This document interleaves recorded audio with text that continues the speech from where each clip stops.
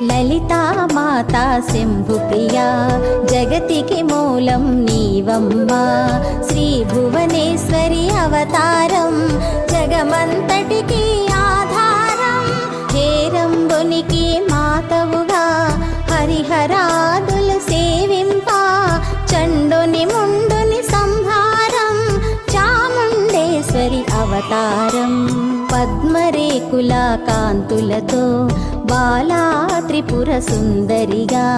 హంసవాహన రూపిణిగా వేదమాతవై వచ్చితివి